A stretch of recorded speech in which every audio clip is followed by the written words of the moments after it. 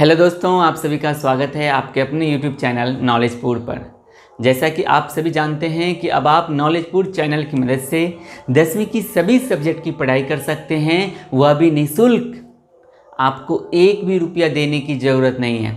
अगर आप कुछ देना चाहते हैं तो नॉलेजपुर को सहयोग दीजिए। अपना वीडियो के लिंक को और चैनल के बारे में सभी को बताइए और सभी के साथ शेयर कीजिए। बस इतना ही दीजिए आप। इतना आपका जो सहयोग होगा, इस सहयोग को नॉलेजपुर कभी भी नहीं भूलेगा। आपका हमेशा एहसानमंद रहेगा। अगर आपके वजह से इस नॉलेजपुर चैनल पर 10वीं पढ़ने वाले बच्चे आ जाते हैं तो मैं मानूंगा कि आपने अपना फीस हमें दे दिया। इनसे बड़ा और कोई फीस नहीं चाहिए, क्योंकि नॉलेजपुर का यह उद्देश्य ही है। ये जो बिहार के अभी सभी बच्चे अभी घर पे बैठे हुए हैं, जिनकी पढ़ाई नहीं हो पा रही है, कॉलेज हो या फिर प्राइवेट संस्थान हो या फिर कॉलेज नहीं बोलना चाहिए था। हेलो दोस्तों, आप सभी का स्वागत है आपके अपने यूट्यूब चैनल नॉलेजपुर पर। जैसा कि आप सभी जानते हैं कि अब आप नॉलेजपुर की मदद से 10वीं की सभी सब्जेक्ट की तैयारी कर सकते हैं, वह भी निःशुल्क। आपको एक भी रुपया देने की ज़रूरत नहीं है। अगर आप कुछ देना चाहते हैं नॉलेजपुर को तो आप अपना सहयोग दीजिए। वीडियो के लिंक को सभी के साथ शेयर कीजिए। नॉलेजपुर चैनल के बारे में आप सभी को बताइए। अगर आपके मदद से 10 भी बच्चे आ जाते हैं नॉलेजपुर पर तो मैं मानूंगा कि आपने अपना फीस और आपने अपना सबसे बड़ा सहयोग दिया है नॉलेजपुर को। क्योंकि नॉलेजपुर का यह अभी उद्देश्य है कि बिहार के जितने भी बच्चे अभी जिनकी पढ़ाई अभी बंद है कोरोना महामारी की वजह से, विद्यालय, प्राइवेट कोचिंग संस्थान सब बंद है, सारा सिलेबस बचा हुआ है, नॉलेजपुर उस सभी समस्याओं को दूर करें। इसी उद्देश्य से नॉलेजपुर आपके सामने आया है। तो नॉलेजपुर की उद्देश्य की पूर्ति हो, जब तक इसमें आपका सहयोग नहीं मिलेगा तो यह कभी भी सफल नहीं हो पाएगा।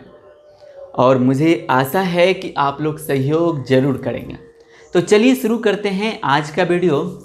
तो आज हम क्या पढ़ने वाले हैं, तो हम अभी पढ़ रहे हैं क्लास 10th का भूगोल। क्या पढ़ रहे हैं? भूगोल। और ये चैप्टर 1 चल रहा है, भारत संसाधन एवं उपयोग, वो चल रहा है। और आज उसका पार्ट 3 है। पार्ट 1 और पार्ट 2 का वीडियो अपलोड हो चुका है। आप चैनल के प्लेलिस्ट में जाइए, वहाँ पे देखिए लिखा होगा क्लास 10 ज्योग्राफी या भूगोल, उस पर क्लिक कीजिएगा, आपको वीडियो मिल जाएगा। तो आज हम पढ़ने वाले हैं जो हमने पिछले वीडियो में संसाधन के प्रकार को समझा था, एक चार्ट के माध्यम से भी हमने समझने का प्रयास किया था। तो आज हम उनके डिफिनेशन को देखेंगे एक एक करके। आप बस बोर्ड पे ध्यान बनाए रखिएगा, आपको बहुत ही अच्छे तरीके से समझ में आएगा। तो मैंने डिफिनेशन भी लिख दिया है। तो उत्पत्ति के आधार पर हमारा पहला है, उत्पत्ति के आधार पर संसाधन के कितने प्रकार? तो 2 प्रकार, जैव संसाधन, अजैव संसाधन। तो जैव संसाधन ये क्या है? तो ऐसे संसाधन की प्राप्ति जैव मंडल से होती है। किसकी? जैव संसाधन की। जैव संसाधन की प्राप्ति जैव मंडल से होती है।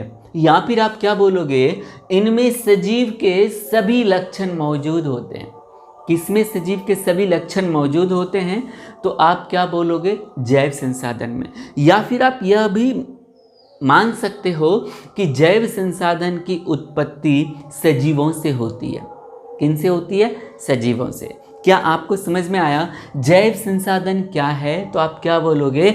ऐसे संसाधनों की प्राप्ति हम कहाँ से करते हैं? जैव मंडल से करते हैं। और इनमें किनमें? जैव जो संसाधन है, इसमें जैव संसाधन में सजीवों के सभी लक्षण मौजूद होते हैं। क्या आपको याद हुआ? अरे याद नहीं, आपको समझ में आया क्या? आ गया? तो देखिए, आप उदाहरण क्या दे सकते हो? मनुष्य हो गया, वनस्पति, पेड़ पौधे, ये पशु जो है, ये सब का सब क्या है? जैव संसाधन तो ही है। फिर से रिपीट कर दूं क्या? जैव संसाधन क्या है? जैव संसाधन की प्राप्ति हम जैव मंडल से करते हैं और इसमें सजीव के सभी लक्षण मौजूद होते हैं। ठीक है।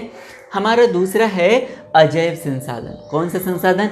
अजैव संसाधन। तो अजैव संसाधन क्या है? तो निर्जीव वस्तुओं के समूह को ही हम अजैव संसाधन कहते हैं। निर्जीव वस्तुओं के समूह को हम क्या कहते हैं? अजैव संसाधन कहते हैं। इसी प्रकार से जैव संसाधन में क्या हो जाएगा? सजीव वस्तुओं के समूह को हम जैव संसाधन कहते हैं। देखिए 3-4 परिभाषा हो गया है ना। जैव संसाधन क्या है? सजीव वस्तुओं के समूह को जैव संसाधन कहेंगे। जैव संसाधन क्या है? तो इनमें सजीव के सभी लक्षण उपलब्ध होते हैं। जैव संसाधन क्या है? तो इनकी प्राप्ति यानी जैव संसाधन की प्राप्ति हम जैव मंडल से करते हैं। अजैव संसाधन क्या है? तो ये अजैव संसाधन जो है यह निर्जीव वस्तुओं का एक समूह होता है। इनकी हम जैव मंडल से प्राप्ति नहीं कर सकते हैं। इनमें सजीवों के लक्षण नहीं होते हैं। ठीक है। अब तो आप जिंदगी भर नहीं बोलोगे ना, तो क्या हो जाएगा? अजैव संसाधन में जैसे चट्टान, खनिज, धातु, ये किसके उदाहरण होंगे? तो आप बोलोगे ये सर अजैव संसाधन के उदाहरण होंगे। अगर आपसे कभी इन दोनों का परिभाषा पूछ ले या अंतर पूछ ले तो आप लिख दोगे ना। चलिए हमारा आगे है उपयोगिता के आधार पर। तो उपयोगिता के आधार पर संसाधन के कितने प्रकार? तो आप बोलोगे 2 प्रकार। कौन सब? नवीकरणीय संसाधन और अनवीकरणीय संसाधन। नवीकरणीय, तो नवीकरणीय संसाधन क्या है? तो ऐसे संसाधन जिनको हम पुनः मतलब दोबारा, ऐसे संसाधन जिनको हम दोबारा प्रयोग कर सकते हैं उनको हम कौन सा संसाधन बोलेंगे? नवीकरणीय। लेकिन कैसे प्रयोग कर सकते हैं? तो भौतिक के मदद से या रासायनिक क्रिया के मदद से या यांत्रिक क्रिया के मदद से। यानी ऐसे संसाधन जिनको हम पुनः प्राप्त कर सकते हैं या किया जा सकता है भौतिक, रासायनिक या यांत्रिक क्रिया की मदद से, हम ऐसे संसाधन को ही बोलेंगे नवीकरणीय संसाधन। नवीकरणीय संसाधन क्या है? ऐसे संसाधन जिनको दोबारा प्राप्त किया जा सकता है भौतिक, रासायनिक या यांत्रिक प्रक्रिया के मदद से, हम ऐसे ही संसाधन को नवीकरणीय संसाधन कहते हैं। नवीकरणीय संसाधन कहते हैं। क्या आपको समझ में आया? तो उदाहरण आप क्या दे दोगे? पवन ऊर्जा, सौर ऊर्जा, जल विद्युत, ये सब क्या कहलाएगा? ये सब कहलाएगा नवीकरणीय। क्योंकि इनका हम ये नहीं कि आज आपने प्रयोग किया, मान लो आप सौर की ऊर्जा से सौर प्लेट के माध्यम से, सोलर प्लेट के माध्यम से आप बिजली का उत्पादन करते हो। आज आपने मान लो 50 मेगावाट का बिजली उत्पादन कर लिया, तो क्या अगले दिन सूर्य क्या बोलेगा कि भाई, वो क्या बोलेंगे कि नहीं नहीं नहीं नहीं, नहीं कल तुमने प्रयोग कर लिया, आज तो मैं नहीं उतनी ऊर्जा दूंगा। ऐसा होता है क्या? नहीं ना। तो हम नवीकरणीय संसाधन किसको कहेंगे? ऐसे संसाधन जिनको दोबारा प्राप्त किया जा सकता है भौतिक, रासायनिक या यांत्रिक प्रक्रिया के मदद से। ठीक है। और नवीकरणीय संसाधन क्या है? ऐसे संसाधन जिनको हम दोबारा प्रयोग नहीं कर सकते हैं या ऐसे संसाधन जिनको पुनः प्राप्त नहीं किया जा सकता है, हम ऐसे संसाधन को क्या बोलेंगे? अनवीकरणीय संसाधन। या फिर ऐसे संसाधन जिनको दोबारा प्राप्त नहीं किया जा सकता है या दोबारा प्राप्त भी होता है तो उनमें लाखों वर्ष लग जाते हैं या करोड़ों वर्ष लग जाते हैं, उनको क्या बोलेंगे? अनवीकरणीय संसाधन। देखिए क्या है? ऐसे संसाधन जिनको प्राप्त नहीं किया जा सकता है या जिनकी पुनः पूर्ति लाखों करोड़ों वर्ष में हो, हम वैसे संसाधन को क्या बोलेंगे? अनवीकरणीय संसाधन। इसका सबसे बढ़िया उदाहरण है जीवाश्म ईंधन में कोयला। आपको पता है कोयला को बनने में ना करोड़ों वर्ष लग जाते हैं। हम उनको प्राप्त कर सकते हैं लेकिन एक लंबे समय के बाद। तो अब करोड़ों साल तक तो कोई जीवित रह नहीं सकता है। ऐसा तो है नहीं कि कोई आपको बोल रहा है कि ठीक है आप 5 दिन के बाद आओ, आपकी जो ज़रूरत है वो पूरी हो जाएगी। तो करोड़ों वर्ष के बाद पूरे होंगे। तो इसीलिए हम कहते हैं ऐसे संसाधन जिनका एक बार हम प्रयोग करने के बाद दोबारा प्रयोग नहीं कर सकते हैं, हम वैसे संसाधन को और नवीकरणीय संसाधन कहेंगे। क्या आपको समझ में आ गया? मुझे उम्मीद है अब आपको ये चारों का चारों परिभाषा आपके दिमाग में इनका ब्लूप्रिंट बन गया होगा और आप अच्छे से समझ भी गए होंगे। तो चलिए हम इनसे आगे एक ठो और टाइप को पढ़ लेते हैं। तो इनको मैं करता हूँ साफ। आप थोड़ा सा आप यह मत सोचिएगा कि सर आपने हमें लिखने नहीं दिया। आपको लिखने की ज़रूरत नहीं है, आपको बस समझने की ज़रूरत है, क्योंकि मैं आपको इन सभी का PDF दूंगा। और पता है ना आपको PDF कहाँ मिलेगा? तो PDF मिलेगा आपको नॉलेजपुर टेलीग्राम पे। और आपको पता है कि हर एक बार मैं उसका लिंक जो है टेलीग्राम चैनल का वो मैं कहाँ दे देता हूँ? तो वो मैं दे देता हूँ सभी वीडियो के लिंक में। आप कोई भी वीडियो खोलोगे यानी ओपन करोगे, उनके आप डिस्क्रिप्शन में जाओगे तो वहाँ पे आपको टेलीग्राम का लिंक मिल जाएगा।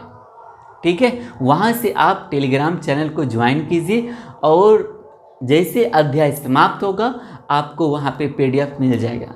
आप चेक कीजिए, आपको अर्थशास्त्र का और आपको इतिहास का PDF वहाँ पे दिया जा चुका है और कितने बच्चों को लाभ हो चुका है। ठीक है, तो हमारा तीसरा है, हमने कौन सा पढ़ लिया है? तो हमने अभी पढ़ लिया उत्पत्ति के आधार पर और उपयोग के आधार पर हमने संसाधन को देख लिया है। अब हम देखते हैं स्वामित्व के आधार पर। किसके आधार पर? स्वामित्व के आधार पर।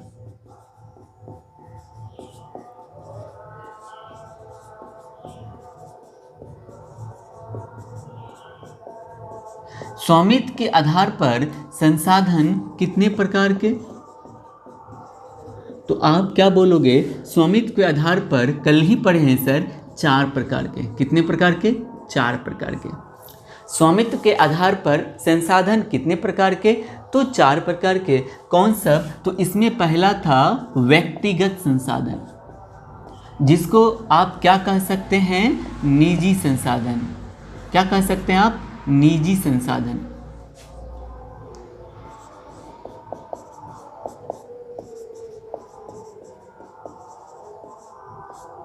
अच्छा, आप बताइए निजी संसाधन किसको कहेंगे? अरे आपका ये जो मोबाइल जिसमें आप देख रहे हैं, यही तो आपका ये खुद का संसाधन है कि नहीं है? तो निजी संसाधन का परिभाषा हो जाएगा ऐसे संसाधन जिस पर किसी खास व्यक्ति का अधिकार हो। ऐसे संसाधन जिस पर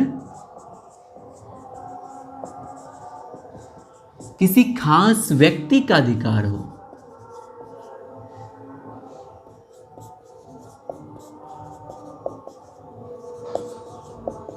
अधिकार हो, हम उसको कौन सा संसाधन कहेंगे?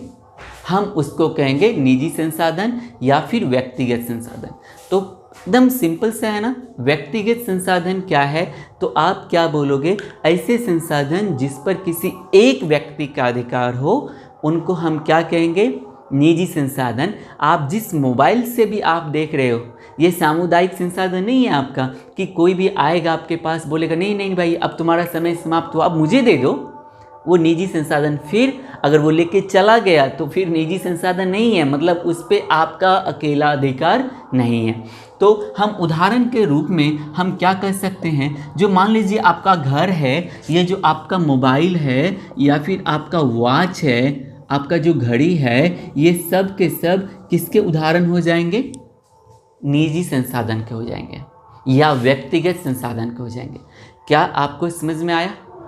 तो चलिए अब हम आगे बढ़ते हैं। हमारा दूसरे नंबर का है सामुदायिक संसाधन। कौन सा? तो आप क्या बोलोगे? सर सामुदायिक संसाधन, ये सब तो कल ही सर आप पिछले वीडियो में ही पढ़ाए हैं। तो सामुदायिक संसाधन किसको कहेंगे? तो निजी संसाधन कहता है कि जिस पे एक व्यक्ति का अधिकार हो। सामुदायिक संसाधन यह कहता है कि जिस पर एक व्यक्ति का अधिकार ना होकर एक खास समुदाय का अधिकार हो या फिर एक से ज़्यादा व्यक्तियों का अधिकार हो, हम वैसे संसाधन को ही क्या बोलेंगे? वैसे संसाधन को बोलेंगे सामुदायिक संसाधन। तो क्या मैंने बोला? ऐसे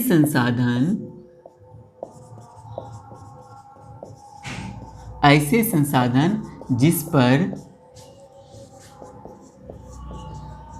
किसी खास समुदाय का अधिकार हो।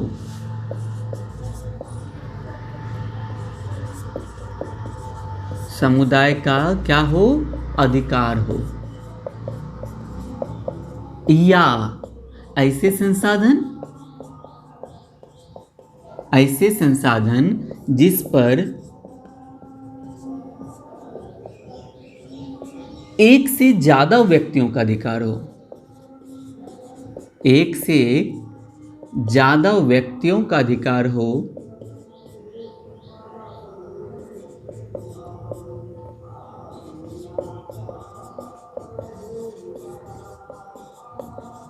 हम उसको क्या कहेंगे?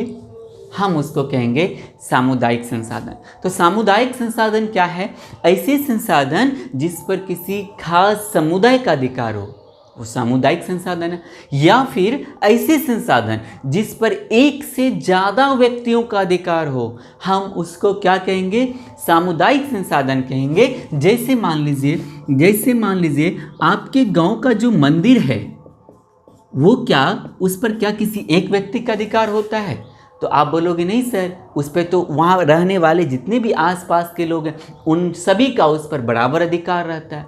तो वो कौन सा संसाधन कहलाएगा? सामुदायिक। आपके गांव का, आपके शहर का जो पार्क होता है, वो पार्क बताइए, क्या उस पर किसी एक व्यक्ति का अधिकार होता है? आप बोलोगे नहीं सर, तो फिर वो कौन सा संसाधन कहलाएगा? तो वो कहलाएगा सामुदायिक संसाधन। कौन सा संसाधन कहलाएगा? सामुदायिक संसाधन कहलाएगा। तो ठीक है, ये दो आपको समझ में आ गया होगा। तो अब इसी में हम आगे बढ़ते हैं। हमारा तीसरे नंबर का कौन सा संसाधन है? तो आप क्या बोलोगे? राष्ट्रीय संसाधन सर। राष्ट्रीय संसाधन। तो राष्ट्रीय संसाधन हम किसको कहेंगे?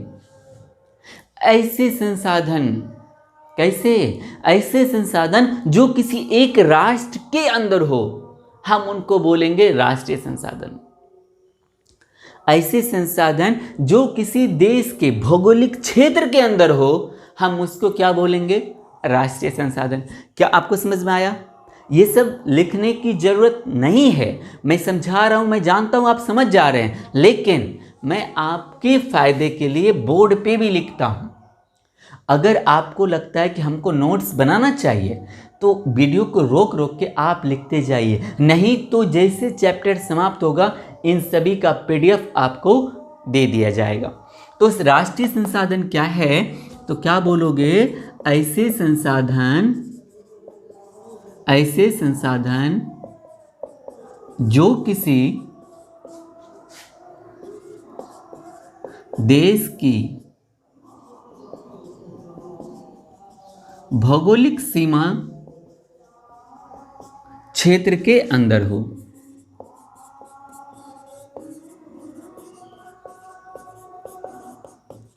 क्या समझ में आया आपको? राष्ट्रीय संसाधन क्या है? ऐसे संसाधन जो किसी देश के भौगोलिक क्षेत्र के अंदर हो, जो किसी देश की भौगोलिक क्षेत्र के अंदर हो, हम उसको कौन संसाधन कहेंगे? तो हम उसको कहेंगे राष्ट्रीय संसाधन। या फिर ऐसे संसाधन जो किसी देश के अंदर हो। ऐसे संसाधन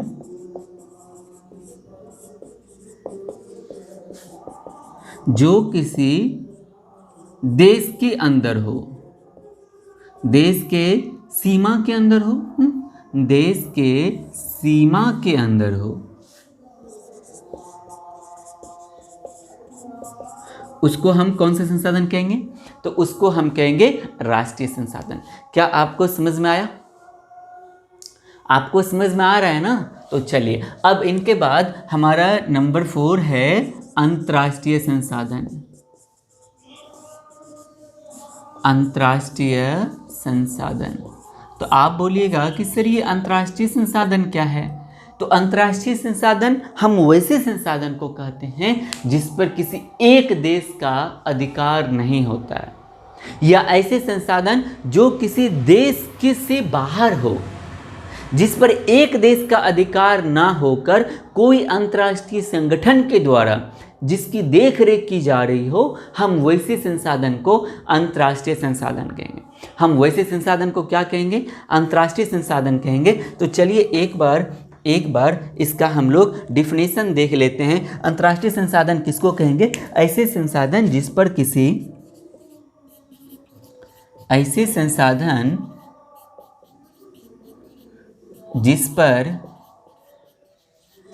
किसी एक देश का अधिकार ना हो,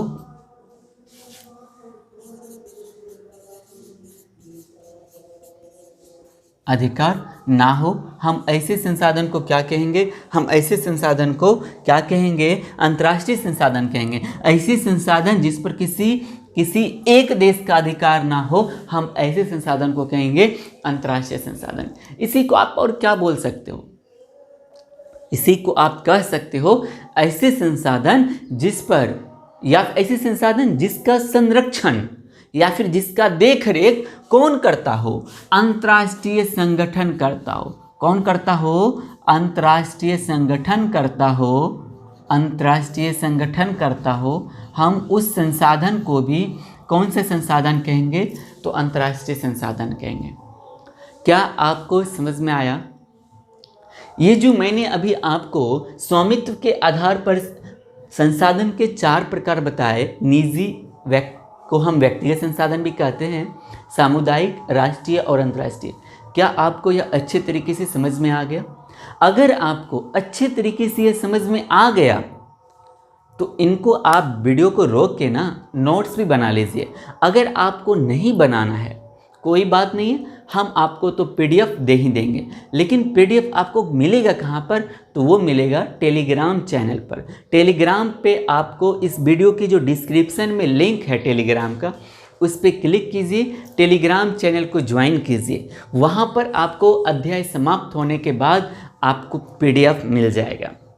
अगर आपको जो भी मैंने आज समझाया, अगर आपको यह समझ में आया, आपको यह वीडियो कैसा लगा, इनके बारे में आप कमेंट ज़रूर कीजिएगा, क्योंकि आपके कमेंट से ही हमको प्रोत्साहन मिलता है। आपके कमेंट से हमें लगता है कि बच्चे बहुत ही बारीकी से कंसंट्रेशन के साथ स्टडी कर रहे हैं। आपको कहीं भी कोई समस्या हो, कहीं पर भी लगे कि हमें समझ में नहीं आया, तो आप नीचे कमेंट ज़रूर कीजिए। हम आपकी समस्या को अगले वीडियो में समाधान लेकर आएंगे आपकी समस्या का। उनके बाद आप हमारा सहयोग भी कीजिए। जो नॉलेज पूर्ण का एक उद्देश्य है कि किसी भी बच्चे का पढ़ाई ना रुके उनकी आर्थिक स्थिति के कारण, क्योंकि बहुत सारे ऐसे बच्चे होते हैं जिनकी अर्थव्यवस्था इतनी भी नहीं, मतलब इतने भी घर में रुपये नहीं होते हैं वह 500 रुपया किसी कोचिंग संस्थान को दे सके। तो ऐसे बच्चों तक इस चैनल के बारे में जानकारी होनी चाहिए, और ये जानकारी तभी उन तक पहुंचेगी जब आप सहयोग करोगे, जब आप वीडियो को शेयर करोगे। इसीलिए इस वीडियो की लिंक को आप सभी तक शेयर कीजिए, सभी तक पहुंचाइए। और वैसे भी आपको पता है कि कोरोना महामारी के वजह से बिहार में सभी संस्कारी संस्थान यानी आपके विद्यालय और प्राइवेट कोचिंग सब के सब ठप पड़े हैं पिछले 5 महीने से। और ये जून का महीना चल रहा है, ये भी अब समाप्त होने वाला है। आपका सिलेबस भी बचा हुआ है, वो सब का सब कवर होगा पूरे कॉन्सेप्ट के साथ 100% समझा के। कहाँ पर? तो नॉलेजपुर चैनल पर। तो नॉलेजपुर चैनल के बारे में आप सभी को ज़रूर बताइए। मिलते हैं अगले वीडियो में, तब तक के लिए जय हिंद।